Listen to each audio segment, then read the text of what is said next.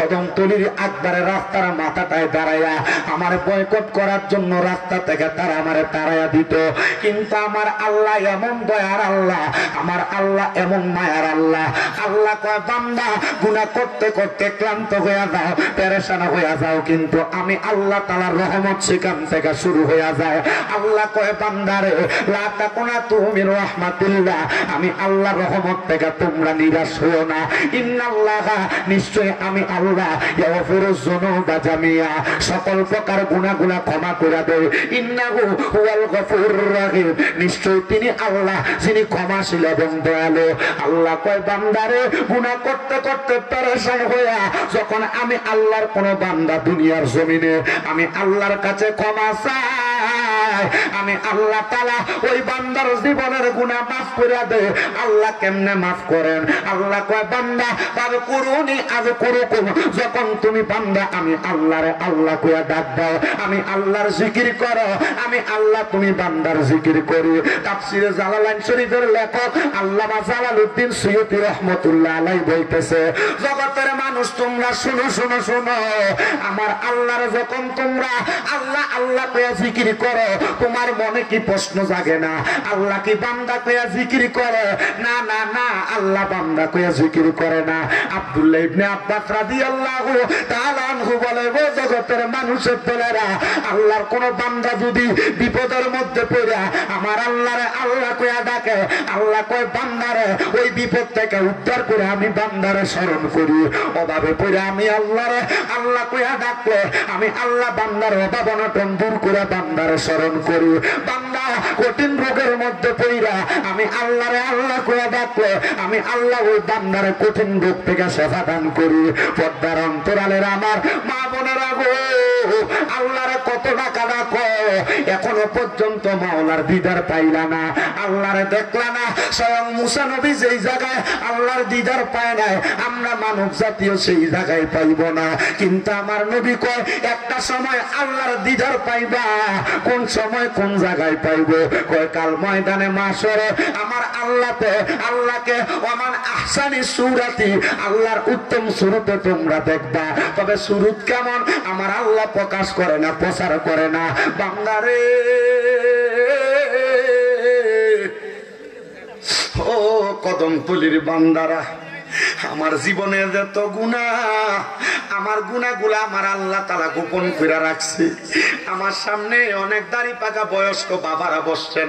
দাড়ি পাকা বয়স্ক বাবারা, একবার চিন্তা করেন, আপনার জীবনের গুনাহ যদি আপনার সন্তান দেখতো, আপনারে বাবা কইয়া ডাইকা পরিচয় দিত না। যুবক ভাইরা, একবার চিন্তা করো, তোমার জীবনের গুনাহ যদি তোমার বাবা মা দেখতো, তোমার সন্তান বলে পরিচয় দিত না। আল্লাহ দুনিয়াতে কোন মানুষ চুরি করলে মানুষ তারা চোর চোর কইলা ডাকবে। আল্লাহ গো, আমার জীবনের গুনাহ তো মানুষ দেখে না। যদি দেখতো আমারে মানুষ মিথ্যাবাদী কইয়া ডাকতো, যদি দেখতো মানুষ আমারে হারাম কর বইলা ডাকতো, যদি দেখতো আমি নামাজ পড়ি না মানুষ আমারে হারাম কর কইয়া নামাজি কইয়া বেনামাজি কইয়া ডাকতো। আল্লাহ তুমি যে আমরার গুনাহগুলো আমরার কপালের মধ্যে লেখা দাও না। আল্লাহ কয় বান্দা গুনাহ করেছো, অন্যায় করেছো, মরার এক সেকেন্ড আগে বান্দা যখন তওবা করে আমি আল্লাহ তাআলা ওই বান্দার গুনাহগুলো ক্ষমা করে দেয়। আসেন বাবারা, বন্ধুরা, জীবনের গুনাহগুলো মাফ করানোর জন্য মহান আল্লাহ তাআলারে এমন ভাবে ডাক দিবেন, চক্ষুটা বন্ধ করবেন, নিজের কলবের দিকে খেয়াল করবেন, আপনার কলবের দিকে খেয়াল করে কলবে ধাক্কা দিয়ে আল্লাহ তাআলাকে স্মরণ করবেন, যেন আমার আল্লাহ তাআলা আপনার জীবনের গুনাহ মাফ করে দেয়। মহব্বতে ডাকবেন আল্লাহ আল্লাহ আল্লাহ আল্লাহ আল্লাহ আল্লাহ আল্লাহ আল্লাহ আল্লাহ আল্লাহ আল্লাহ আল্লাহ মোহাম্মদ মাওলা নামটি সদা, মোহাম্মদ মাওলা নামটি সদা ডাকে অন্তরে গুনাহ খাতা মাফ কইরা দাও মাওলা মোহদেরকে মারহাবা। আল্লাহ আল্লাহ আল্লাহ আল্লাহ মাহবুব মাওলা নামটি সদা, মাহবুব মাওলা নামটি সদা ডাকে অন্তরে গুনাহ খাতা মাফ কইরা দাও মাওলা মোহদেরকে মারহাবা আল্লাহ আল্লাহ আল্লাহ তোমায় মুসা নবীজি তার ডাকেতে সাজা দিলা কোহে তোরে নিয়ে মারহাবা আল্লাহ আল্লাহ খোদার নূরে পাহাড় জ্বলে খোদার নূরে পাহাড় জ্বলে মুসা নবী জ্বলে না মোহাম্মদ মওলা মুটি সদা জিকির করো না মারহাবা আল্লাহ আল্লাহ মোহাম্মদ মওলা মুটি সদা জিকির করো না মারহাবা আল্লাহ আল্লাহ আল্লাহর দয়াল বিনে ওয়া পন বলতে কে নাই জগতে আমার দয়াল নবী এই ওয়া পন বলতে কে নাই জগতে মারহাবা আল্লাহ আল্লাহ আল্লাহর সামনে আল্লাহ আল্লাহ দয়াল নবী বিনে ওয়া পন বলতে কে নাই জগতে মারহাবা আল্লাহ আল্লাহ আল্লাহ তোমার অতি দয়া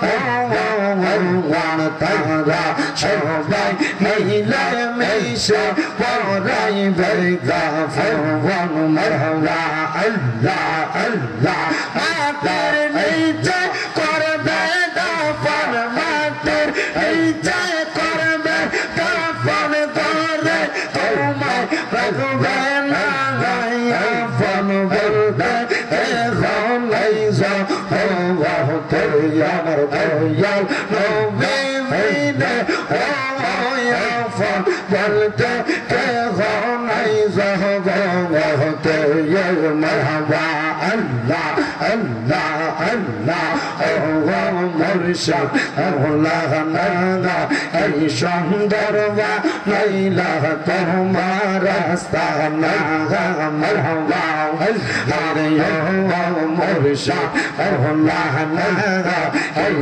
সুন্দর নাইলা তোমার রাস্তা নাগা মারহাবা আল্লাহ আশিক গণের অন্তর মাঝে সকল প্রেমিকের ঠিকানা কি সুন্দর বানাইলা তোমার রাস্তা নাগা মারহাবা আল্লাহ আল্লাহ আল্লাহ আল্লাহ আল্লাহ আল্লাহ আল্লাহ আল্লাহ কত ভালো বাসিয়ামি কত ভালো বাসিয়ামি আমার ভয়া নবীকে আমার রইল ইয়া সাল্লাল্লাহু মহদিনার ইয়া মারহাবা আল্লাহ আল্লাহ আল্লাহ আল্লাহ লা ইলাহা ইল্লাল্লাহ মুহাম্মাদুর রাসূলুল্লাহ সাল্লাল্লাহু আলাইহি ওয়াসাল্লাম। একটা জবান বন্ধ রাখবেন না, জবানটা ছেড়ে দিয়ে উচ্চ কণ্ঠে জোরে সরে পড়েন আলহামদুলিল্লাহ। আমার মুসলমানের দলের ও নবীর উম্মতের দল, আমার আল্লাহ তাআলার কোরআনুল কারীম থেকে আমি আপনাদের কাছে যে আয়াতটা তেলাওয়াত করেছি, এই আয়াতের ভঙ্গানুবাদ এবং তাফসীরটা শুনলে আপনার কাছে বড় ভালো লাগবে। আমার আল্লাহ তাআলা কোরআনুল কারীমের মধ্যে ঘোষণা করে, বিসমিল্লাহির রহমানির রহিম, লা ইউকাল্লিফুল্লাহু নাফসান ইল্লা উসআহা। আমার আল্লাহ কয়, বান্দা আমি আল্লাহ কারোর সাধ্যের বাহিরে কোনো কিছু তারে চাপায়া দেই না।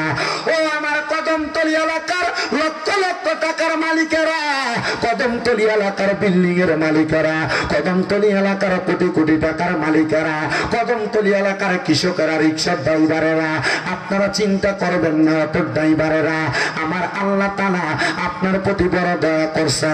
আমার আল্লাহ তাআলা আপনার প্রতি বড় মায়া করছে। আপনি 10 লাখ টাকা বহন করতে পারবেন না বিদায় আল্লাহ আপনার 10 লাখের মালিক বানায় নাই। আপনি কোটি টাকা গ্রহণ করতে পারবেন না বিদায় আমার আল্লাহ আপনার কোটি টাকার মালিক বানান নাই। আল্লাহ কয় বান্দা যেই ব্যক্তি কোটি টাকার মালিক হয়ে ওই কোটি টাকার ভাগটা রাখতে পারবে আমি আল্লাহ তাআলা বান্দারে কোটি টাকার মালিক বানাইছে। আপনি যে অটো চালান আপনি মাঝে মাঝে চিন্তা করেন আমার আল্লাহ তাআলা আমার দিকে একটু মায়ার নজর করে চায় না, আমার আল্লাহ আমার একটু বেশি করে সম্পদ দেয় না। পদ্মার অন্তরালের মা বোনেরা বেশিরভাগ সময় স্বামীর যদি কামাই না থাকে ওই স্বামীর সাথে ভ্যান ভ্যান ভ্যান ভ্যান কেন কেন করে কথা কন্যা ঠিক কিনা? আমি বলবো মা এমন কর্মকাণ্ড করবেন না গো, কর্মকাণ্ড করবেন না। আপনার স্বামী যদি 100 টাকা কামাই করে, আপনার স্বামী যদি 300 টাকা কামাই করে, আপনার স্বামী যদি দৈনিক রোজ মাত্র 500 টাকা কামাই করে আল্লাহর দরবারে বলবেন আলহামদুলিল্লাহ। আমার আল্লাহ কয় বান্দা তুমি 500 টাকার যোগ্য বিদায় তোমার 500 টাকা দে। আল্লাহ কেমনে গো? আল্লাহ কয় বান্দা জানো না জানো না জানো না আমি আল্লাহর বান্দারা যখন দুনিয়ার জমিনের মধ্যে থাইকা বান্দারা নিজের জন্য আল্লাহর কাছে কোনো কিছু চায় আমার আল্লাহ কয় বান্দা আমি তখন তোমারে দেই না, আমি তোমারে পরীক্ষা করাই পরীক্ষা করি। কিন্তু যখন বান্দা তুমি আমি আল্লাহ তাআলার কাছে কোনো কিছু চাও না, নামাজ পড়িরা পড়িরা আমি আল্লাহর কাছে আল্লাহরে ভয় কইরা করে চোখের পানি ফালাও, আমি আল্লাহ তাআলা তোমারে পছন্দ করি, আমি আল্লাহ তাআলার উপরে ঈমান আনো, আমি আল্লাহ তাআলার কথা মোতাবেক তোমরা নামাজ পড়ো, তোমরা ইবাদত করো, আমি আল্লাহ তাআলা তোমাদেরকে আর প্রতিদান প্রদান করি। আল্লাহ কেমনে প্রতিদান দেন? আল্লাহ কয় ইন্নাল্লাযীনা আমানু ওয়া আমিলুস সালিহাতি উলাইকা হুম খায়রুল বারিয়া। বান্দা কেমন প্রতিদান দেই জানো? নিশ্চয় যারা ঈমানদার এবং যারা নেক আমল করে আমি আল্লাহ ঘোষণা করলাম তারা হইল দুনিয়ার সবচাইতে উৎকৃষ্ট মানুষ, তারা হইল দুনিয়ার সবচাইতে সম্মানিত মানুষ। আল্লাহ গো দুনিয়ার সম্মান দিয়া কি করব? যদি দুনিয়াতে টাকা আছে পয়সা আছে মানুষ আমার সম্মান দেয় না। এমন অনেক টাকাওয়ালা কদমতলিতে আছে লক্ষ কোটি টাকার মালিক, কিন্তু রাস্তা দিয়ে যাওয়ার সময় মানুষ তারা সালাম দেয় না। আবার অনেক রিক্সার ড্রাইভার আছে মসজিদে নামাজ পড়ে টাকা নাই পয়সা নাই, রাস্তা দিয়ে যাওয়ার সময় এলাকার সবাই তারা সালাম দেয়। এমন অনেক মানুষ আছে কোটি টাকার মালিক, টাকা বানাইছে সুদ খাইয়া, টাকা বানাইছে ঘুষ খাইয়া। আপনারা কোন কদমতলি এলাকায় সুদ করে আছে না নাই?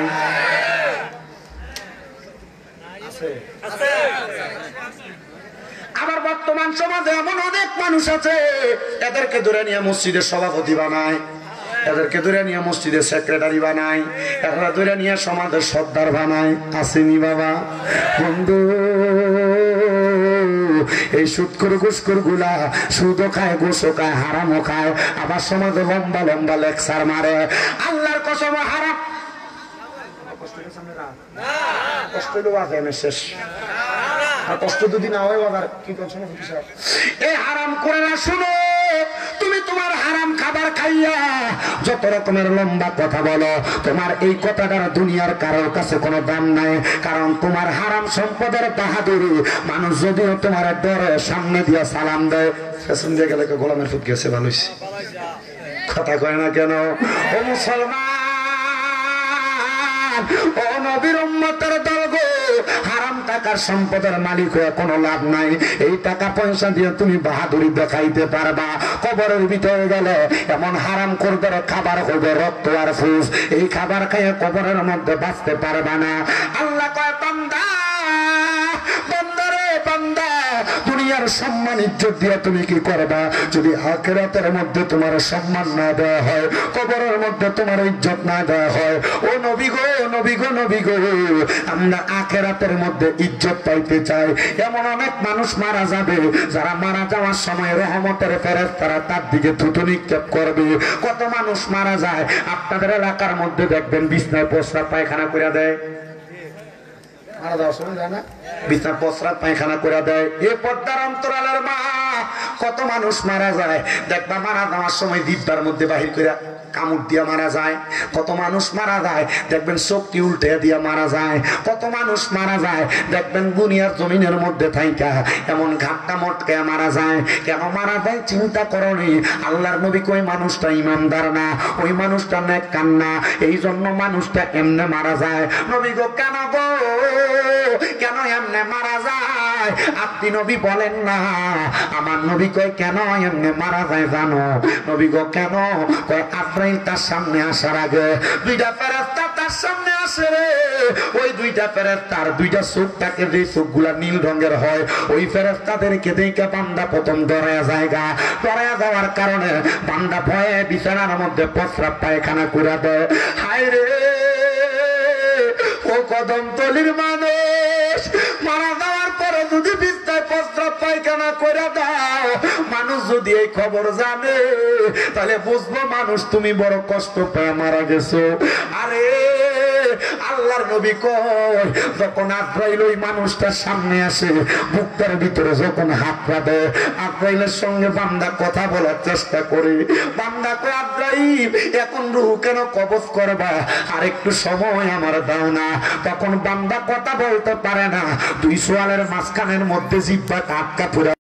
বান্দা চোখের ইশারা দিয়া বুঝাইবার চেষ্টা করে, কিন্তু বান্দা বুঝাইতে পারে না। বান্দার চোখটা তখন উল্টে জাগা। ও মুসলমান, আবার অনেক মানুষ দেখবেন মারা যায় নাকে মুখে দিয়া রক্ত বাইর হইয়া মারা যায়। কি লাগে এমনে মরে জানেন? আজরাইল যখন বুকটার ভিতরে হাত দেয় রে, ওই বুকটার ভিতরে হাত দেওয়ার সাথে সাথে বান্দার কারের শাহরক গুলা টাস টাস করে ছিঁড়া যায়, হাতের রক গুলা ছিঁড়া যায়, পায়ের রক গুলা ছিঁড়া যায়, বান্দার শিরা উপশিরা গুলা বন্ধ হইয়া যায়। বান্দার রক্ত চলতে পারে না। তখন বান্দার খোলামেলা জায়গা নাক দিয়া মুখ দিয়া রক্ত গুলো ওভার হেডিং করে বের হইয়া যায়। ও বান্দা চিন্তা করো, চিন্তা করো, আজরাইল এমন কষ্ট দিয়া তোমার রূহ কবজ করব। ইদ্রিস পয়গাম্বর ডাক দিয়া কই, ও জগতের মানুষ, আজরাইল যখন আমি ইদ্রিস পয়গাম্বরের রূহ কবজ করছে আমার কেমন লাগছে জানো? একটা জীবিত বকরিরে লটকায়া দিয়া জীবিত অবস্থায় সামনাটা টাইনা ছিঁড়া ফেললে ওই বকরির যত কষ্ট হয় আমি ইদ্রিস নবীর কাছে তত কষ্ট হয়েছে। জগতের মানুষ, ও জগতের মানুষ, আজরাইল যখন রূহ নিব, আজরাইল রূহটা নেওয়ার সময় আপনি যদি গুনাহগার হন, আপনি যদি বদকার হন, আপনার যদি গুনার কোনো শেষ না থাকে, ওই আজরাইলটা তার মুখের মধ্যে দুইটা কাপড় দ্বারা নাকের মধ্যে ঢাকনা দিব। ওই নাকের মধ্যে ঢাকনা দিয়া বান্দার রূহটা উপরের দিকে নিয়ে যাবে। আসমানের সামনে যায় দেখবে আসমানের ডাইনে বামে 19 জন করে ফেরেশতা দাঁড়ানো। ওই ফেরেশতারা আপনার আমার রূহগুলা দেইখা থু থু করে থুতু নিক্ষেপ করবে। যদি আপনি বেনামাজি হন, যদি আপনি আমল ছাড়া হন, যদি আপনি বেঈমান হন, যদি আপনি গুনাহগার হন, ফেরেশতারা যখন আপনারে থুতু দিব, ওই দুইটা নীল সকলা ফেরেশতা জিগাইব, কিরে ফেরেশতারা থুতু কেন দাও, বান্দারে থুতু কেন দাও? ওই ফেরেশতারা কইব আমরা তো থুতু দেই, তুমি নাকে কাপড় দিছো কি জন্য? ওই ফেরেশতারা জবাব দিব, বান্দা গুনাহ করতে করতে এই বান্দার রূহটা দুর্গন্ধ, দুর্গন্ধওয়ালা রূহ হইছে।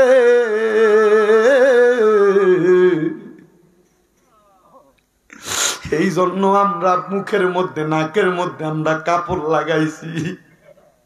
হে পর্দার অন্তরালের মা, নামাজে সাইরা দাও গো মা। একবার চিন্তা করছনি খবরে যাওয়ার সময় কি শাস্তিটা তোমারে দিব? হে পর্দার অন্তরালের মা, স্বামীরে যে দমক দিয়া কথা বলো, একবার চিন্তা করছনি কবরে গেলে কি শাস্তিটা তোমারে দিব? হে যুবক ভাইরা, মোবাইলে আসক্ত হইয়া আল্লাহ তাআলার ইবাদত থেকে দূরে গেছো, একবার চিন্তা করছনি কবরে কি শাস্তিটা দিব? ওই ফেরেশতারা কয় এই বান্দার রূহের মধ্যে দুর্গন্ধ রে, এই বান্দার রূহটা এই জন্য আমরা নাকের মধ্যে কাপড় দিয়া নিয়ে যায়। ফেরেশতারা বলবে আমরা যাই দেখব আসমানের প্রথম দরজাটা খোলা, কিন্তু বান্দার রূহটা রাখার জন্য আমরা আলমে আরোহার দরজার সামনে যায় দেখবো দরজাটা বন্ধ। ওই দরজাটা বন্ধ দেখে আমরা ফিরে আসবো, দেখবো ডাইনেও যাইতে পারি না, বামে সামনে কোথাও যাইতে পারি না। ফেরেশতারা বলবে আল্লাহ এই গুনাহগারের রূহটা কোন জায়গায় রাখবো? আল্লাহ কইব এই গুনাহগারের জায়গা হলো কি জানো? আল্লাহ কি? আল্লাহ কই ইন্নাল্লাযীনা কাফারু মিন আহলিল কিতাবি ওয়াল মুশরিকিনা ফি নারি জাহান্নামা খালিদিনা ফিহা। ও মুসলমান শুনো, হাফেজে কোরআন আছে, আলেম উলামা আছে, দিগা ওই আয়াত দিয়ে আল্লাহ কি বুঝাইছে? আল্লাহ কয় বান্দা ইন্নাল্লাযীনা কাফারু, নিশ্চয়ই যাহারা কুফরি করে, নিশ্চয়ই যারা কুফরি করে, কুফরি কাহাকে বলে এখনো তো সেটা বোঝো না। কুফরি বলে ওইটাকে আল্লাহর কোরআন যেটা মানতে বলছে এটা যদি কেউ অস্বীকার করে কুফরি।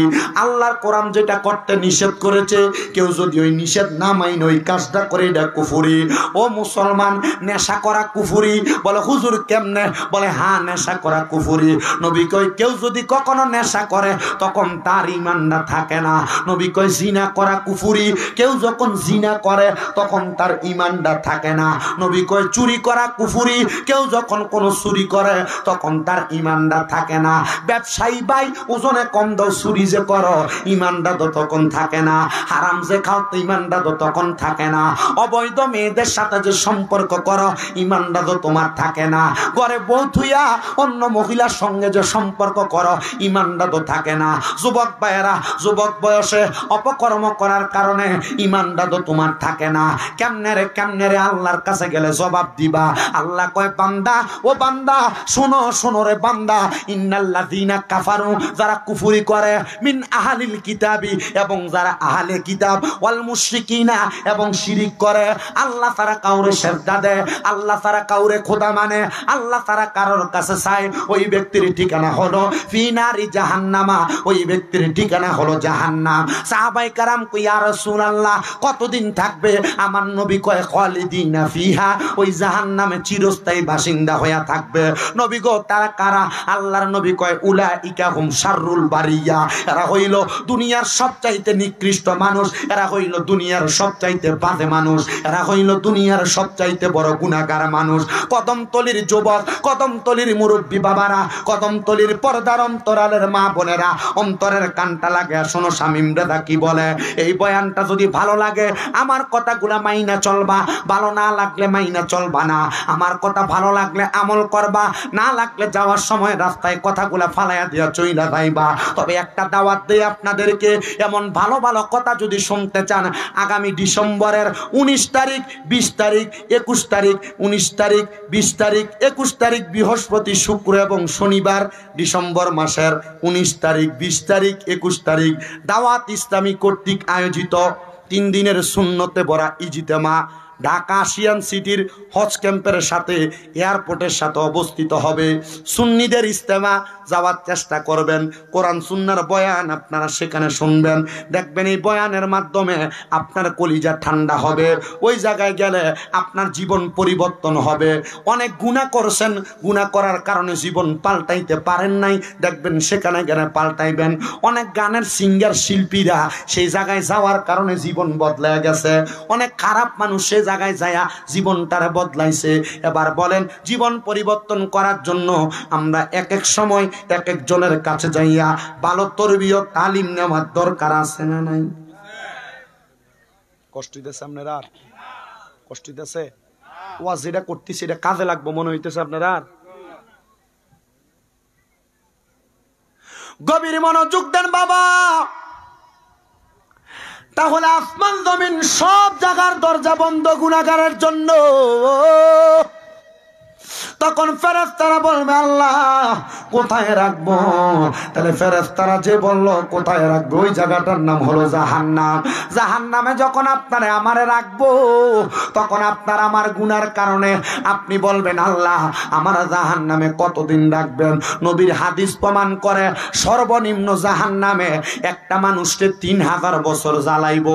জবান বন্ধ নাই, জোরে কোন কয় হাজার বছর জ্বালাইবো? এটা কি সর্বনিম্ন না সর্বোচ্চ? সর্বনিম্ন 3000 বছর জ্বালাইব। নবী গো জাহান্নামের আগুনে 3000 বছর জ্বালাইব কেন? আমার নবী কয় উম্মত রে 1000 বছর কেমনে জ্বালাইব জানো? জাহান্নামের আগুনের রং হবে লাল। 1000 বছর আগুনটার জ্বালাইয়া ওই আগুনের রং বানাইব সাদা। আরো 1000 বছর জ্বালাইয়া ওই আগুনের রং বানাইব কালা।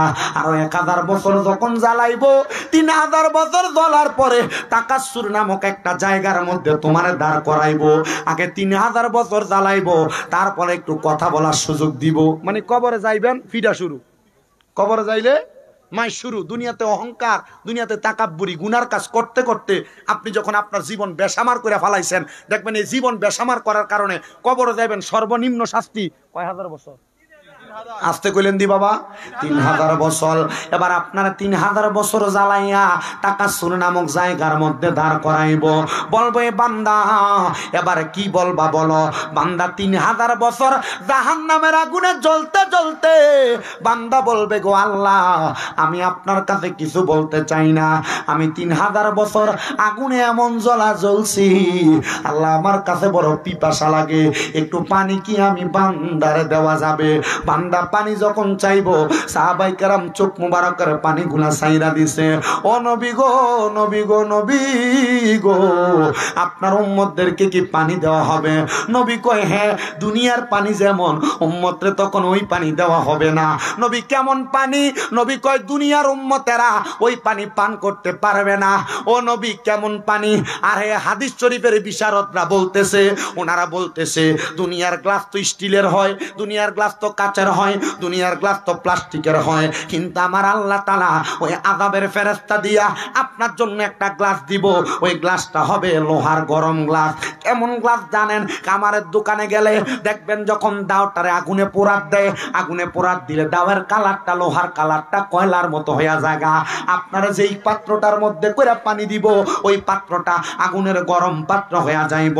ওই আগুনের পাত্রটা যখন আপনার সামনে আনবে, এটার মধ্যে কি পানি দিব জানেন? অন্য জাহান্নামীরারে জাহান্নামীর আগুনে পুরাইয়া সেই রক্ত আর পুষগুলা জমা হইছে, ওই রক্ত আর পুষগুলা ওই পাত্রের মধ্যে লইয়া কইব বান্দা খা, এ বান্দা খা। যেই পানি আপনি একটা মশা পড়লে পানি ফালাইয়া পানির মুখটারে ভালো করে ধুইয়া তারপরে পানি পান করতেন, তখন আপনার রক্ত আর পুষ দিব খাওয়ার জন্য, আপনি খাইতে পারবেন না, তবু এমন পিপাসা তরল পদার্থ পায় আপনি মুখের মধ্যে ঢাইলা দিবেন। আল্লাহর নবীর হাদিস বিশারদরা কয় বান্দার জিহ্বাটা পেটের মধ্যে হইয়া বান্দার পায়খানার রাস্তা দিয়া নিচের দিকে পড়তে থাকবে, বান্দা সহ্য করতে পারবে না। হাই রে, এত কষ্ট রে কষ্ট রে কষ্ট। সাহাবায়ে কেরাম কান্না করে। নবীজির মজলিসের মধ্যে 70 থেকে 72 জন সাহাবী উপস্থিত। ইয়া রাসূলুল্লাহ, কষ্ট তো পাইব গুনাহগাররা। ও নবী, আপনার উম্মতের মধ্যে ইমানদার আছে, আপনার উম্মতের মধ্যে আমলওয়ালা আছে, আপনার উম্মতের মধ্যে নামাজি আছে, আপনার উম্মতের মধ্যে মা বাবার খেদমত করিন আছে, আপনার উম্মতের মধ্যে দুনিয়া থেকে কবরে যাওয়ার আগে কবরের প্রস্তুতি নেই অন্য অনেক মানুষ আছে। তাইলে তারা কেমনে মরব? আমার নবী কয় তারা মরার আগে আল্লাহ তাআলা রহমতের 2টা ফেরেশতা তারার কাছে পাঠাইব। ওই ফেরেশতা সামনে আইসা আগের গুলার মতো ভয় দেখাবে না। ওই ফেরেশতা সামনে আসার সময় 2 জনের হাতে 2টা সামান থাকবে। একজনের হাতে একটা জান্নাতের আপেল থাকবে, আরেকজনের হাতে জান্নাতের মেশকো আম্বরে আতর থাকবে। আপেলওয়ালা ফেরেশতা মাথার কাছে বসবে, আর মেশকো আম্বরওয়ালা ফেরেশতা নাকের আগার মধ্যে বসবে। একটা ফেরেশতা বান্দার মাথার মধ্যে হাত বুলা দিবে, বান্দা ফেরেশতার হাত বুলানি পাইয়া রহমতের বিছানার মধ্যে ঘুমায়া যাবে। এবার আজরাইল বলবে আল্লাহ বান্দার রূহ কি কবজ করব? আজরাইলকে আমার আল্লাহ বলবে যাও না, তুমি রূহ কবজ করো। এবার আজরাইল আইসা আপনি আমি যদি নামাজি হই, আপনি আমি যদি মুমিন হই, আপনার আমার বুকের মধ্যে হাত দিব, কিন্তু বুকের মধ্য থেকে আওয়াজ দিব ফেরেশতা আজরাইল রূহ কবজ করতে পারবা না। বলে কেন গো? বলে এই বুকের মধ্যে আল্লাহ নবীর ভালোবাসা আছে। ফেরেশতা কইব আল্লাহ বুক দিয়া তো রূহ নেওয়া যায় না, কেমনে রূহ কবজ করব? এবার আল্লাহ তাআলার আদেশ মোতাবেক বান্দার মুখের মধ্যে তালাশ করবে, রূহ নেওয়ার জন্য মুখের ভিতরে থাবা মারবে ঠাস করে। আপনার আমার রূহটা নেওয়ার জন্য আজরাইল যখন মুখের মধ্যে থাবা দিব, এবার চেহারার মধ্য থেকে আওয়াজ আসবে আজরাইল এই মুখ দিয়া রূহ বাইর করতে পারবা না। কেন রে কেন? কারণ বান্দা এই কপাল দিয়া আমার আল্লাহ তাআলারে সিজদা দিছে, বান্দা সুবহান রাব্বিয়াল আলা পড়ছে, এই জন্য বান্দার মুখ দিয়া রূহ কবজ করতে পারবা না। এবার আজরাইল আইসা আপনার আমার ডান দিক দিয়ে আঘাত করবে, কিন্তু ডান দিক দিয়া উত্তর আসবে, হে আজরাইল ডান দিক দিয়া বান্দার রূহ কবজ করতে পারবা না। বলে কেন কেন? বলে বান্দার ডান দিকে যে দাঁড়ায় আছি আমরা হইলাম বান্দার ডানার সদকা। বাম দিক দিয়ে আক্রমণ করবে, বাম দিক দিয়ে আক্রমণ করলে আপনার আমার রুহু কবজ করতে পারবে না যদি আপনি আমি ইমানদার হই। কারণ বান্দার বাম দিক থেকে জবাব দিবে। আমরা হইলাম বান্দার মা বাবার খেদমত, 4 বার আক্রমণ চালাইবো যদি আপনি মুমিন হন, যদি আপনি ইমানদার হন, কিন্তু আপনার রুহু আজরাইল কবজ করতে পারবে না। রুহু আমার আল্লাহর কাছে ফিরে যাবে। ও আল্লাহ, বান্দার রুহু তো কবজ করা যায় না। আজরাইলকে আমার আল্লাহ বলবে, তুমি কি জানো না আমার হাবিব বলেছে বিকাউলি লা ইলাহা ইল্লাল্লাহু মুহাম্মাদুর রাসূলুল্লাহ ফাদাখালাল জান্নাহ। সেই ব্যক্তি কালিমা পড়বে সেই ব্যক্তি জান্নাতে যাবে, যেই ব্যক্তি কালিমা পড়বে ওই ব্যক্তি নাজাত পাবে, মরার সময় নসিবে কালিমা নসিব হবে। বান্দা তো কালিমা পড়ে নাই, বান্দা তো ঘুমায়, তাহলে বান্দারে এমনে রুহু কবজ করা যাবে না। এবার আজরাইল বলবে আল্লাহ কেমনে রুহু কবজ করব? আল্লাহ তাআলা আদেশ করবে আজরাইল বান্দার সামনে যে দাঁড়ায়া থাকো।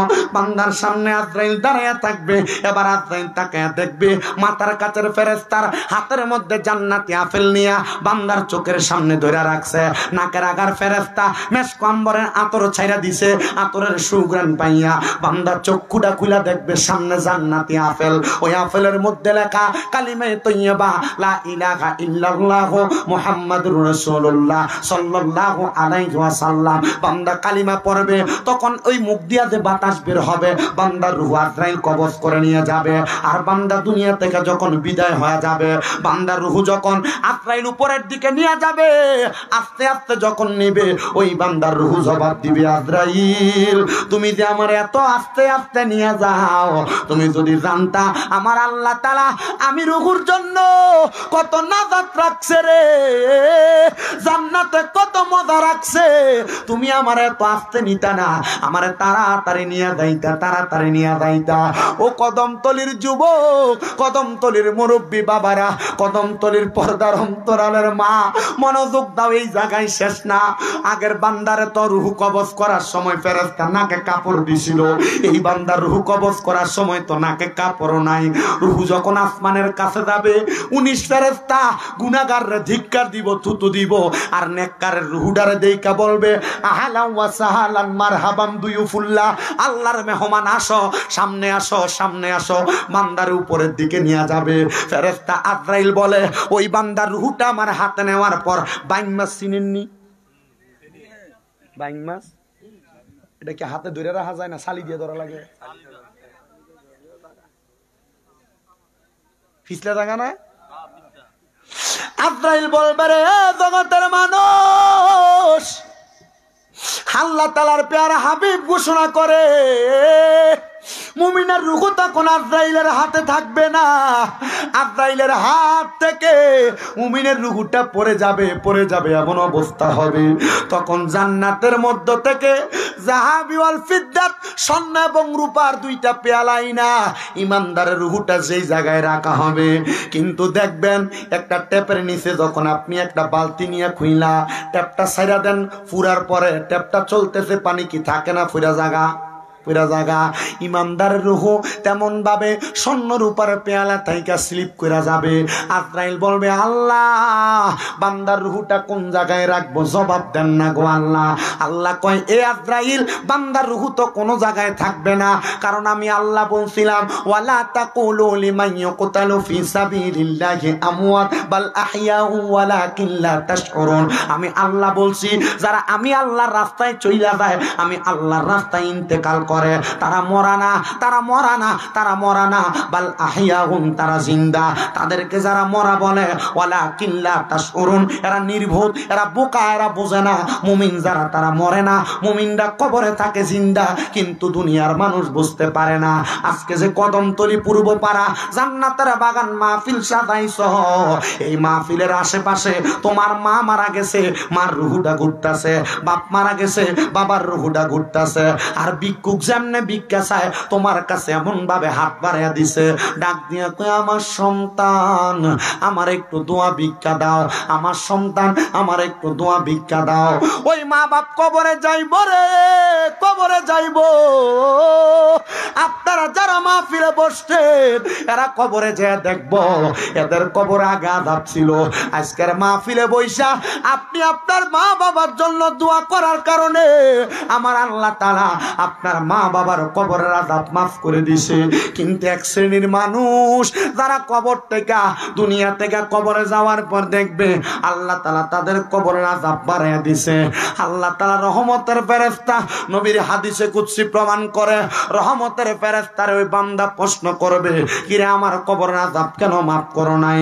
তখন উত্তর দিবে, মাফ না করার কারণ হইল তুমি দুনিয়াতে এমন কোন আওলাদ রাইখা আসো নাই যে আওলাদ তোমার কোরআন সুন্নাহর বাগানে বইসা তোমার জন্য মাগফিরাত কামনা করবে, দোয়া কামনা করবে, ওই দোয়ার কারণে তোমারে মাফ করা হবে।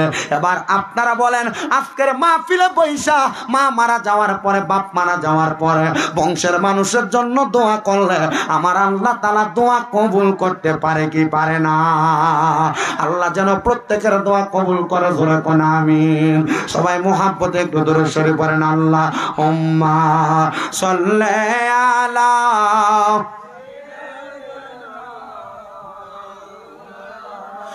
মুহাম্মাদ ওয়া আলা আলি সাইয়্যিদিনা। নবীজি আপনার ভালোবাসায় জীবনের গুনাহ ঝরে যায়, নবী গো আপনার ভালোবাসায় ওয়াসাল করনি জুব্বা পায়। আল্লাহুম্মা সাল্লি সাইয়্যিদিনা মাওলানা মুহাম্মদ ওয়া আলা আলি সাইয়্যিদিনা। ও মুসলমান, এই কবর হাসর মিজান রে ভয় কইরা আল্লাহ তাআলার একজন বান্দা যিনি বসবাস করতেন স্পেনে। কোথায়? স্পেনে বসবাস করতেন, যার নাম ছিল হযরতে আবুল খায়ের রহমতুল্লাহ আলাইহি। উনি বলেন আমি স্পেনে বসবাস করা অবস্থায় আমি তখন নামাজ রোজা ইবাদত ততটা করতাম না। আমার মা জননী আমি আবুল খায়ের বললেন, রে বাবা, এ সন্তান তুমি যদি ইবাদত না করো তাহলে আমরা মা বাবা যদি কবরের মধ্যে যাই, আমাদের মা বাবার কবরের মধ্যে যে আযাব হবে, তুমি সন্তানের দুনিয়ার জমিনের মধ্যে অপকর্মের কারণে ওই আযাব হবে। আবুল খায়ের রহমাতুল্লাহ আলাইহি বলে আমার মায়ের কথা মোতাবেক আমি যখন আল্লাহ তাআলার ইবাদত করা শুরু করলাম, এবার আমার আম্মা জান দুনিয়া থেকে ইন্তেকাল করলেন, আমার আব্বা জান দুনিয়া থেকে ইন্তেকাল করলেন। ইন্তেকাল করার পরে আমি 5 ওয়াক্ত নামাজও পড়ি, কিন্তু 5 ওয়াক্ত নামাজের পাশাপাশি আমি আমার আল্লাহ তাআলার অধিক পরিমাণ নফল ইবাদত করি। ও বন্ধু, আমরা জানি ফজরের নামাজ, যোহরের নামাজ, আসরের নামাজ, মাগরিবের নামাজ, এশার নামাজ 5 ওয়াক্ত নামাজ, কিন্তু আল্লাহর যারা ওলি আছে ওনারা কিন্তু শুধু 5 ওয়াক্ত নামাজে সীমাবদ্ধ ছিলেন না, ওনারা 5 ওয়াক্ত নামাজের পাশাপাশি আরো অনেক নফল ইবাদত করতেন। এক নাম্বার যেই নফল ইবাদতটা করতেন ওই নামাজটা হইল ফজরের নামাজের পূর্ববর্তী নামাজ, ওই নামাজটার নাম হইল সালাতুত তাহাজ্জুদের নামাজ। 2 নাম্বার যেই নফল ইবাদত করতেন ওই নামাজটা হইল ফজরের পরের নামাজ, ওই নামাজটার নাম হইল ইশরাকের নামাজ। 3 নাম্বার যে নামাজ পড়তেন ওই নামাজটা হলো সূর্য উদিত হওয়ার পরবর্তী নামাজ, চাষতের নামাজ। 4 নাম্বার যে নামাজটা পড়তেন ওটা হলো মাগরিবের পরবর্তী নামাজ, ওটার নাম আওয়াবিনের নামাজ। আরো কিছু নফল ইবাদত আছে, সালাতুল ইস্তিসকার নামাজ, সালাতুল হাজতের নামাজ, এমন অনেক নামাজ আছে আল্লাহর ওলিরা আদায় করতেন। হযরতে আবুল খায়ের রহমতুল্লাহ আলাইহি বলে আমিও এমন নফল ইবাদত করতে লাগলাম আর আমার আল্লাহ তাআলার কাছে কান্না করতে লাগলাম। মাও নাই, বাবাও নাই, থাকার মতো কোনো জায়গা নাই, খাওয়ার মতো আমার কাছে কোনো কিছু নাই। রিয়াজত করতে করতে আমি আমার জীবনটাকে বরবাদ করে ফেলতেছি, কিন্তু আমি জানি যদিও আমার দুনিয়ার হায়াতে জিন্দেগি বরবাদ হয়, কিন্তু আমার আখিরাতের মধ্যে জান্নাতের মধ্যে আমার জন্য ঘর বিনির্মাণ হয়। আবুল কায়ের রহমাতুল্লাহ আলাইহি বলে, আমি নামাজ আদায় করে করে 5 দিন পর্যন্ত আমি বড় ক্ষুধার্ত, আমার পেটের মধ্যে কোনো খাবার নাই। আমি আমার আল্লাহ তাআলার কাছে কান্না করতে লাগলাম, মনিব আমার তো কোনো খাবার নাই, আমারে কে খাবার দিবে? আল্লাহ তোমার কাছে দয়া কামনা করি, তুমি আমারে বিন্দু পরিমাণ খাবার দিয়ে সহযোগিতা করো। আবুল কায়ের রহমাতুল্লাহ আলাইহি বলে, নফল ইবাদতের পাশাপাশি আমি একটা আমল করতাম, যে আমলটার নাম হলো সাল্লাল্লাহু আলাইকা ইয়া রাসূলুল্লাহ, মানে এই নবীজির উপর দুরূদ শরীফ আদায় করতাম। সুবহানাল্লাহ পড়েন। কি পড়তেন? সাল্লাল্লাহু আলাইকা ইয়া রাসূলুল্লাহ। আবুল খায়ের রাহমাতুল্লাহ আলাইহি বলে, ও জগতের মানুষ, একদিন আমি বড় ক্ষুধার্ত, আমি যখন ফজরের নামাজ আদায় করে শুয়ে গেলাম, হঠাৎ করে ক্ষুধার্ত অবস্থায় আমি এশাকের নামাজটা পড়তে পারলাম না। আমি যখন দুরূদ শরীফ পড়তে পড়তে ঘুমাইলাম, এমন টাইমে আমি আবুল খায়ের দেখলাম আল্লাহর হাবিব আমার ঘুমের ঘরে স্বপ্নে হাজির হয়ে গেছে। আমি আবুল খায়ের বললাম, ইয়া রাসূলুল্লাহ, ওগো মায়ের নবী, ওগো দয়ার নবীজি, আপনি আমার ঘুমের ঘরে হাজির হয়ে গেলেন। আবুল খায়ের বলেন, না রে না, শুধু নবী রহমতের নবী হাজির হয় নাই, আমি দেখলাম আমার ঘরের মধ্যে নবীজি রহমতের নবীর সামনে হযরতে আলী কাররামাল্লাহু ওয়াজহু সামনে সামনে আসতেছে। নবীর ডান দিকে হযরতে ওমর ফারুক রাদিয়াল্লাহু তাআলা আনহু, নবীর বাম দিকে হযরতে ওসমান ও আবু বকর রাদিয়াল্লাহু তাআলা আনহু, নবীর পেছনে হযরতে ওসমান জিন নূরাইন রাদিয়াল্লাহু তাআলা আনহু। আমি দেখলাম হযরতে আলী রাদিয়াল্লাহু তাআলা আনহু আমার ঘুমের ঘরে স্বপ্নের মধ্যে ডাকতেছে আর বলতেছে, হে আবুল খায়ের, ঘুম থেকে জাগ্রত হয়ে যাও, রাহমাতুল লিল আলামিন নবী তোমাকে দেখার জন্য চলে আসছে। উনি বলেন, আমি ঘুম থেকে জাগ্রত হইয়া আমি লক্ষ্য করে দেখলাম, মানে উনি ঘুমের ঘরে স্বপ্ন দেখতেছে। উনি বলতেছে, আমি ঘুমের মধ্যে দেখতেছে আমাকে ডাকতেছে। আমি জাগ্রত হইয়া দেখলাম আমার রহমতের নবী আমার সামনে দাঁড়ানো। রহমতের নবী আমার জবাব দেয়, কিরে পাগলা, ও আশেক, তুমি যেমন ভাবে কান্না করতেছ, তুমি কান্না কইরো না, খাবারের জন্য চিন্তা কইরো না। এমন নবীজির দুরূদ শরীফ আদায় করেছ, ওই নবীজির দুরূদ শরীফ যেই ব্যক্তি আদায় করে তারা দুনিয়াতেও চিন্তিত হয় না, আখিরাতেও চিন্তিত হয় না। আবুল খায়ের, আমি নবীর হাত মোবারক থেকে তুমি একটা রুটি নাও, আমি নবী তোমার রুটি হাদিয়া প্রদান করলাম। হুজ্জাতুল্লাহিল মুবাল্লিগিন, হুজ্জাতুল্লাহিল আলামিন, এই দুইটা কিতাবের মধ্যে এই ঘটনাটা উল্লেখ করা। উনি বলেন, আমার নবী রহমাতুল লিল আলামিন নবীজি নবীর হাত মোবারকের মাধ্যমে আমি আবুল খায়ের একটা রুটি প্রদান করলেন। নবীজি বললেন, আবুল খায়ের, তুমি রুটিটা ভক্ষণ করো। উনি বললেন, আমি রুটিটা অর্ধেক ভক্ষণ করার পর হঠাৎ দেখলাম আমার ঘুম ভেঙে গেছে। আমি দেখলাম ঘুমের ঘরে স্বপ্নে যেই স্বপ্ন দেখছি, নবী আমারে রুটি দিছিল আর আমি অর্ধেক খাইছিলাম, আর অর্ধেক রুটি আমি ঘুম থেকে জাগ্রত হয়ে দেখলাম আমার হাতের মধ্যে দেখা যায়। তার মানে বোঝা যায়, নবী যদি কাউকে ঘুমের ঘরে স্বপ্নে দেখা দেয়, এটা আসলে স্বপ্নের দেখা না, এটা আল্লাহর হাবিবের দিদারে মুস্তাফা, দিদারে মুস্তাফা, দিদারে মুস্তাফা।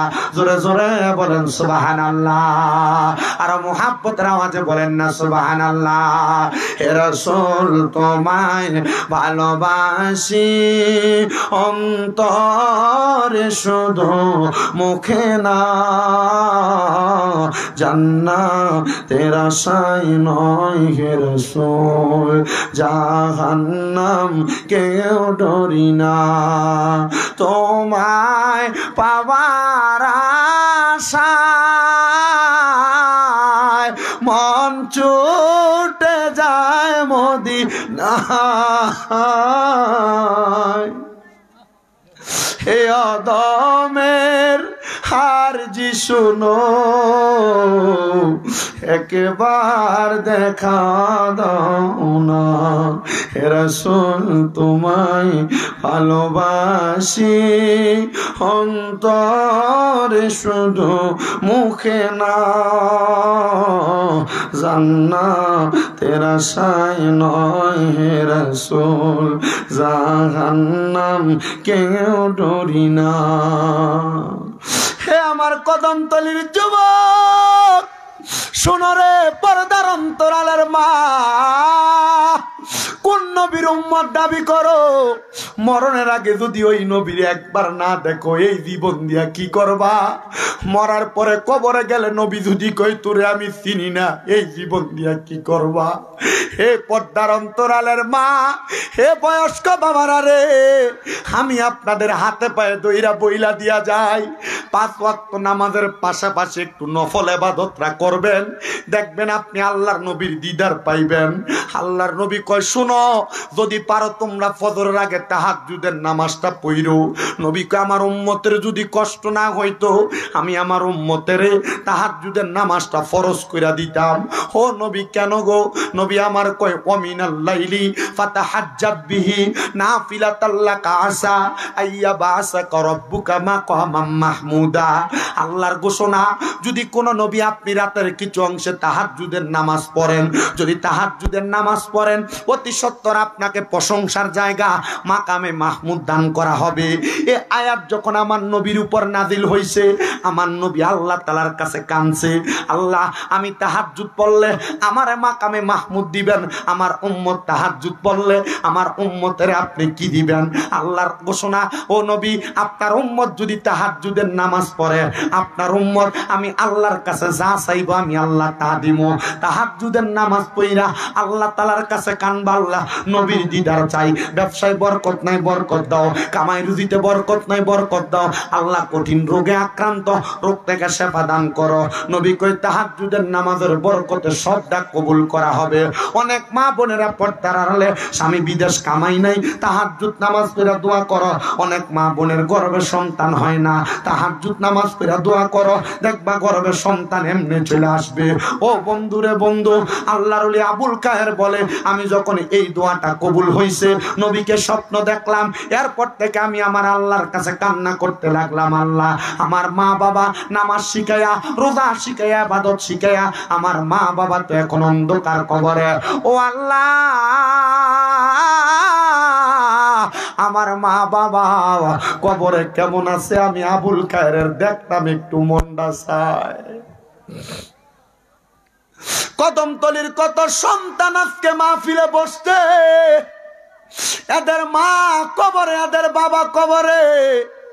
মাঝে মাঝে মা বাপরে স্বপ্ন দেখো, মা বাপ বড় অসুবিধায় আছে। মাঝে মাঝে মা বাপরে স্বপ্ন দেখো ঘুমের ভিতরে তোমারে ডাকতাছে। মাঝে মাঝে মা বাপরে স্বপ্ন দেখো তোমার কাছে খানা খুঁজতাছে। যদি কখনো কোনো মৃত ব্যক্তিকে স্বপ্ন দেখো, মনে করবা ওই মৃত ব্যক্তি কবরে বড় বিপদে আছে। আল্লাহর নবী, রহমতের নবীর একজন আশেক আল্লামা ইবনে সিরিনের স্বপ্নের তাবির কিতাব পড়ে দেখলাম, কোন মানুষকে যখন কোন মানুষ ঘুমের ঘরে মৃত ব্যক্তি দেখা দেয়, তার মানে বুঝা নিবা ওই মৃত ব্যক্তি কবরে বড় বিপদে আছে। এই জন্য তোমার দেখা দেয়, তখন তোমরা মৃত ব্যক্তির জন্য দোয়া করবা। আবুল খায়ের কয়, জগতের মানুষ, আমার মা বাবা মারা যাওয়ার পরে আমি আমার মা বাবার জন্য কাঁদতে লাগলাম। হঠাৎ করে আমি একদিন দেখলাম আমার আম্মা আব্বা ঘুমের ঘরে আমি আবুল খায়ের দেখা দিছে। আমি দেখলাম আমার আম্মা আব্বার শরীরের অর্ধেক অংশ আগুনের মধ্যে ধাউ ধাউ করে জ্বলতেছে, আর শরীরের অর্ধেক অংশ ভালো দেখা যায়। আমি আমার বাপ্পারে জিগাইলাম, ও আম্মা, ও আব্বাজান, আপনাদের শরীরের কেন এমন অবস্থা? শরীরের অর্ধেক অংশ আগুনে জ্বলতেছে আর শরীরের অর্ধেক অংশ ভালো দেখা যায়। ওই মা বাপ ডাক দিয়া কয়, সন্তান শোনো শোনো শোনো, আমাদের এমন অবস্থা হওয়ার কারণ আমরা নিজেরা। বলে, কারণ কি? আমরা ইন্তেকাল করার আগে আমাদের কিছু সম্পদ ছিল, যেইগুলা স্পেন এলাকার একটা সমুদ্রবর্তী এলাকায় আমরা সেই জায়গাটা কোনো মানুষকে না দিয়া, ওয়ারিস সাইরা দিয়া, সেখান থেকে আমরা স্পেনের বড় মসজিদের পাশে জায়গা নিয়েছিলাম। কিন্তু আমরা ইন্তেকাল করার পরে ওই যে সমুদ্রবর্তী এলাকায়, ওই জায়গায় একটা নেশাখোর আমাদের জায়গার মধ্যে বৈশা বৈশা নেশা করে। ওই নেশা করার কারণে আমার জায়গায় কেন নেশা করে? আল্লাহ তাআলা আমরা মা বাবার কবরের মধ্যে আযাব দিতাছে। সন্তান রে তুমি যদি পারো আমরা মা বাপরে কবরের এমন কঠিন আযাব থেকে রক্ষা করো। আপনারা বলেন সন্তান তো রক্ষা করতে পারে না। আল্লাহর নবী কয় আত-তাকদিরু লা ইয়ারুদ্দু, মানুষের তকদির কোনোদিন পরিবর্তন হয় না ইল্লা বিদুয়া, দোয়ার কারণে পরিবর্তন হয়। সন্তান দোয়া করলে মা বাবার কবরের আযাব মাফ হয়। ওই সন্তান আল্লাহর কাছে দোয়া করে, আল্লাহ আমার মা বাবা কবরে যে কষ্ট পাইতাছে, আল্লাহ আমি কেমনে উদ্ধার করব। সন্তান ঘুম থেকে জাগ্রত হইয়া যাইয়া দেখতেছে সমুদ্র তীরবর্তী এলাকায় মা বাবার যে জায়গা, ওই জায়গার মধ্যে আসলে একজন নেশাখোর নেশা করে, ওই জায়গায় নেশার সরঞ্জাম পইরা আছে। উনি ঘোষণা করে জগতের মাঝে আমার আব্বা আম্মা কবরে নেশার কারণে জ্বলতেছে, তোমরা যদি এই জায়গা ছাইরা দাও আমি তোমাদের প্রতি উপকৃত হব। ওই নেশাখোরেরা বলতেছে ঠিক আছে রে, তোর মা বাবার কবর আযাবের কথা বলছো, আমার মনটা নরম হইছে, জায়গা ছেড়ে দিলাম।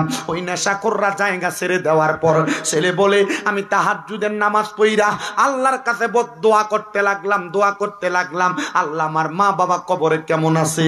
হযরত আবুল খায়ের রহমতুল্লাহ আলাইহি বলে আমি ঘুমের ঘরে স্বপ্ন দেখলাম আমার মা বাবা সুন্দর জান্নাতি খাবার নিয়ে আমার সামনে বসা। জিগাইলাম মা আল্লাহ তাআলা আপনারে মাফ করছেনি? ও আব্বা আল্লাহ তাআলা আপনারে মাফ করছেনি? বলে হ্যাঁ সন্তান আল্লাহ তাআলা আমারে মাফ করছে। তোমার আব্বা আম্মা তোমার লাখ লাখ টাকার সম্পদ দিয়া গেছে, কিন্তু তুমি তোমার আব্বা আম্মার সম্পদ ব্যবহার করো, মা বাপ সম্পদ দিয়া গেছে, দুনিয়াতে ডিজে পার্টির কনসার্ট করো বাবার দেওয়া জায়গায়, কবরে তোমার বাবা ফিডা খায়। দুনিয়ায় গান বাজনা করো তোমার বাবা মার দেওয়া জায়গায়, কবরে তোমার বাপ মা ফিডা খায়। সন্তান রে তোমার অপকর্মের কারণে কেন তোমার বাপ মা কবরে শাস্তি পাইব? একবার কি আমার ওই প্রশ্নের জবাব দিবা? ওই আব্বা আম্মা অনেকের কবরে, আব্বা আম্মা কবরে কেমন আছে জানো না? সন্তান তোমার কাছে আমি আবদার করি, ওই আব্বা আম্মা কবর আছে, কবরে কেমন আছে জানো আর না জানো, আব্বা আম্মার জন্য সব সময় দোয়া করবা, রব্বির হামহুমা কামা রব্বায়ানি সগীরা ওয়া কুন রব্বির হামহুমা কামা রব্বায়ানি সগীরা। কোন সন্তান যদি মায়ের জন্য বাবার জন্য এমন দোয়া করে আর চোখের মনি কোঠার মধ্যে একটা মাছির মাথা পরিমাণ পানি ছাইরা দিয়া কান্না করে, ওই পানিটা মাটিতে পড়ার আগে আমার আল্লাহ তাআলা তার মা বাবার জীবনের গুনাহ মাফ করে দেয়। হাই রে আজকে কত সন্তানের এই মাহফিলে বসছে, তাদের মা কবরে, তাদের আব্বা কবরে। ও সন্তান আম্মা আব্বার জন্য একটু পরে আখিরি মুনাজাতের মধ্যে দোয়া করা হবে, কিন্তু এমন অনেক সন্তান তো কদম তলি আছে তারা মা বাপরে কষ্ট দেয়, মা বাপরে আঘাত দেয়, বাইয়ে বাইয়ে ঝগড়া করে মা বাপরে ভাত খাওয়ায় না। এমন অনেক সন্তান আছে বউয়ের কথা শুই না মা বাপরে ধমক দেয়, এ সন্তান দে তোর পাও আমার সামনে দে, আমি শামিম দাদা দিব্যা দিয়া তোর পাও পরিষ্কার করে দেবো, তবু আদা কর ওই আম্মা আব্বার মনে কষ্ট দিবি না, বাইয়ে বাইয়ে ঝগড়া করে মা বাপরে আলাদা করবি না, বউয়ের কথা শুই না আম্মা আব্বার ধমক দিয়া কথা বলবি না। বলো হুজুর কেন কেন কেন? কারণ মনে রাখবার সন্তান আল্লাহর নবী কয় হুমা জান্নাতুকা হুমা নারুকা, তোমার মা বাবা তোমার জান্নাত, তোমার মা বাবা তোমার জাহান্নাম। তুমি যে দমক দিছ, মা বাপ তোমার সামনে কিছু কয় না, কিন্তু খাটের উপরে যাইয়া বিছনায় মাথা লাগাইয়া মা বাপ চোখের পানি ফালাইয়া কান্দে, আলাদা যে কইরা দিছ। মা বাপ সকাল বেলা এক ভাইয়ের ঘরে ভাত খায়, দুপুর বেলা এক ভাইয়ের ঘরে ভাত খায়, রাত্র বেলা আরেক ভাইয়ের ঘরে ভাত খায়। সন্তান কেমনে রে আলাদা করলা? আগে মা জননী দুপুর বেলা 2 টুকরা 3 টুকরা মাছ রান্না করতো, বাবার মাছটা বাবা খাইতো, তোমারটা তুমি খাইতা, মা আমার মাছের টুকরাটা খাইতো না, রাইখা দিত। আমার সন্তান রাত্রবেলা মজা কইরা ভাত খাইবো, মা তরকারির জলদি দিয়া ভাত খাইয়া পালাইতো। আজকে তোমার ঘরে কত মেহমান খানা খায়, কিন্তু তুমি তোমার মার মুখে এক লোকমা খানা তুলা দিতে পারো না। এ সন্তান কেমনে ওই মা বাপরে জুদা কইরা দিছ, কেমনে ওই মা বাপরে আলাদা কইরা দিছ। ও আদা করাই এখান থেকে বাড়ির যা মা বাবার পাউটির ধরবা, ধরে কইবা মা আলাদা খাইয়েন না, এখন থেকে আমি সন্তান এক, আপনি মারে খাওয়ামু। কেন জানো? কেন জানো? কেন জানো? মা বাপরে খাওয়াইলে কমে না। আল্লাহর নবী কয় মা বাবার পেছনে কোন সন্তান যদি 1 দিরহাম খরচ করে, আমার আল্লাহ তাআলা তার লাখ লাখ টাকার সম্পদের অধিকারী বানায়। আজকের কদমতলির মাহফিল কবুল হবে কিনা এটার গ্যারান্টি কেউ দিতে পারবে না। তবে আমি একটা গ্যারান্টি দিয়া যাই, যখন দেখবা আগামীকালকে এই এলাকার বয়স্ক মুরব্বীরা দোকানে বইসা বলতেছে, হ্যাঁ শামীম রাজার কথা শুই না আমার ফুতে বাড়ির যে আমার পায়ে ধরে মাপ চাইছে, কিন্তু আমার ফুতে আমার লগে কোনোদিন অন্যায় করছে না। যখন দেখবা মা বোনেরা একজন আরেকজনের কয় আমার ফুতে এবং আমার মাইয়া আমার লগে অন্যায় করছে না, তবু আমার পায়ে ধরে মাপ চাইছে। হে সন্তান, আম্মা আব্বার পায়ে ধরলে সম্মান কমে না, আম্মা আব্বার পায়ে ধরলে দাম কমে না।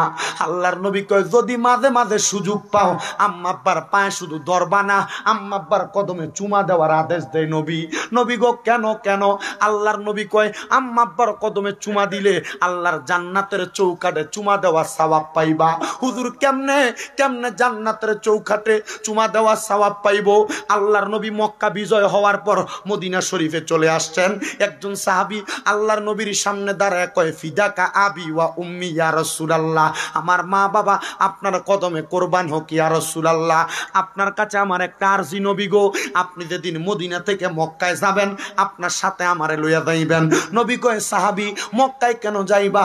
সাহাবী কয় ইয়া রাসূলুল্লাহ আমার একটা আশা, মক্কা শরীফের চৌকাঠটার ভিতরে চুমা দিতাম। হাদিস শরীফ বলে ওই চৌকাঠে চুমা দিলে জীবনের গুনাহ মাফ হইয়া যায়। আল্লাহর নবী কয় এ সাহাবী মক্কার চৌকাঠে কেন চুমা দিবা? সাহাবী কয় ইয়া রাসূলুল্লাহ আমি নিয়ত করেছিলাম মক্কা যদি বিজয় হয় আমি মক্কার চৌকাঠে চুমা দিব। আল্লাহর নবী কয় ঠিক আছে আমি তোমারে আমার সাথে মক্কায় নিয়ে যাব। অল্প কিছুদিন পরে ওই সাহাবী জানে না আমার নবী মদিনা থেকে মক্কার উদ্দেশ্যে রওনা দিছে, খবর গেছে তোমারে ফালাইয়া আমার নবীজি মক্কাতে চলে যাচ্ছে।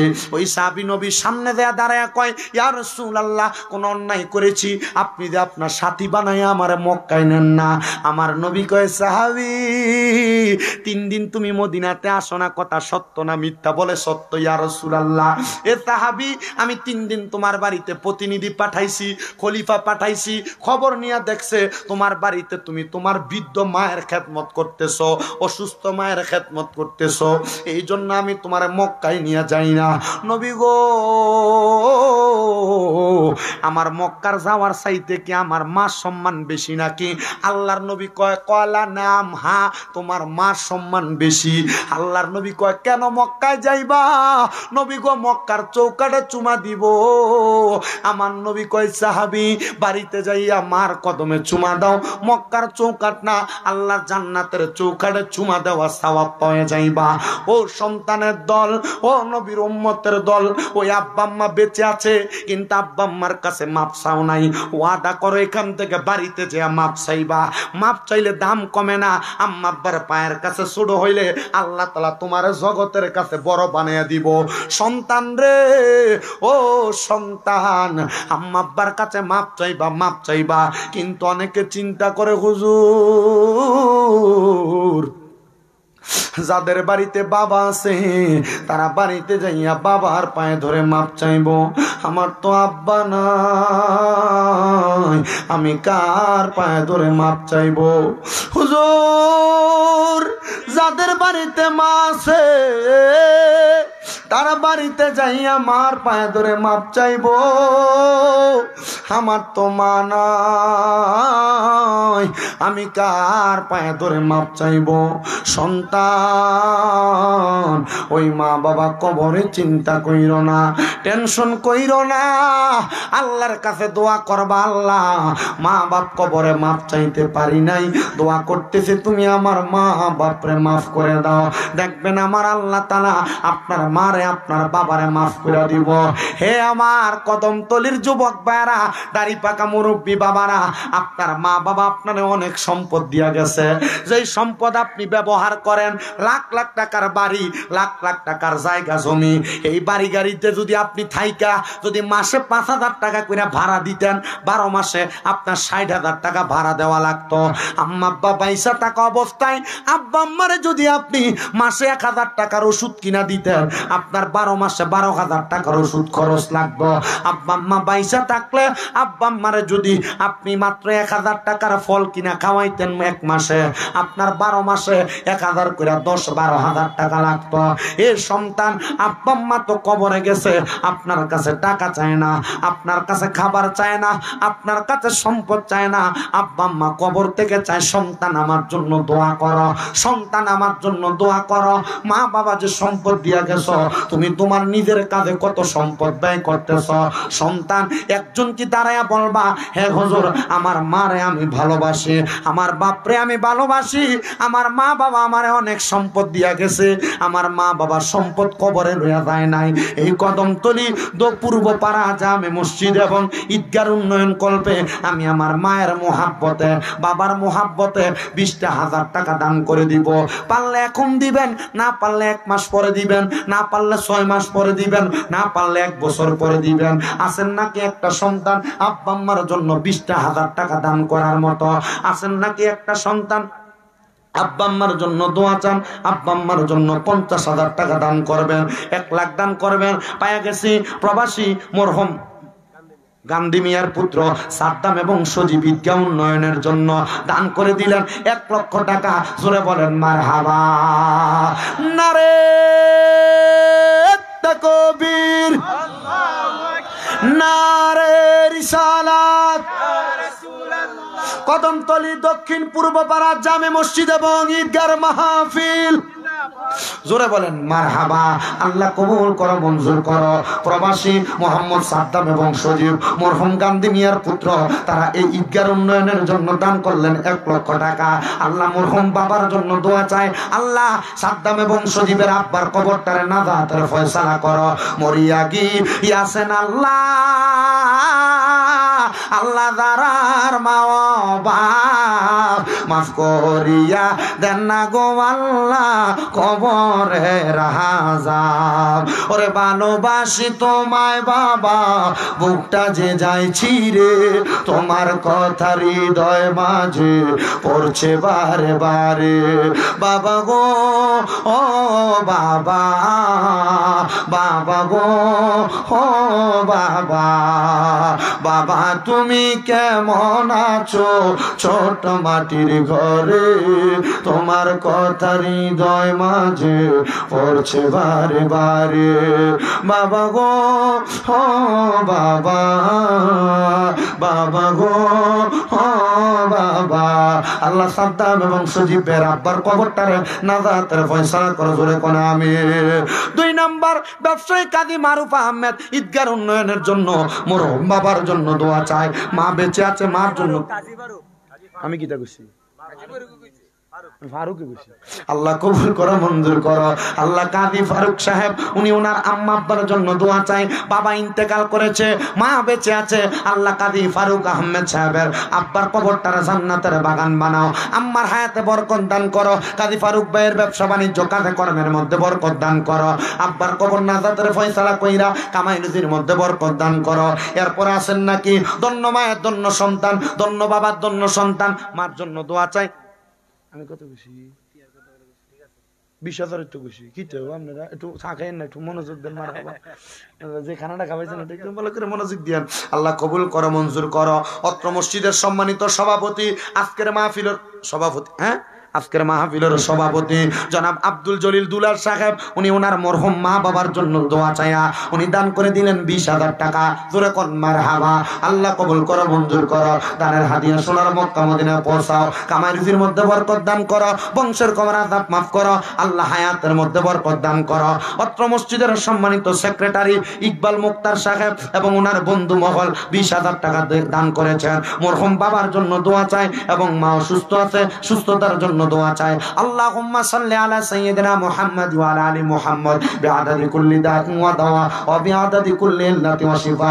ইকবাল মুক্তার সাহেব এবং ওনার বন্ধু মহল সবাই তুমি কবুল ও মঞ্জুর করো। যে আশা করে দান করছে, দানের হাদিয়া সোনার মক্কা মদিনায় পৌঁছায় দাও, আল্লাহ যেন কবুল করে, ধরে বলেন আমিন। এরপরে আসেন নাকি দেওয়ার মতো পেয়ে গেলাম বিশিষ্ট ব্যবসায়ী এবং সমাজসেবক মোহাম্মদ সুমন মিয়া, পিতা মঙ্গল মিয়া দান করে দিলেন ঈদগার মাটি ভরাটের জন্য 5,000 টাকা।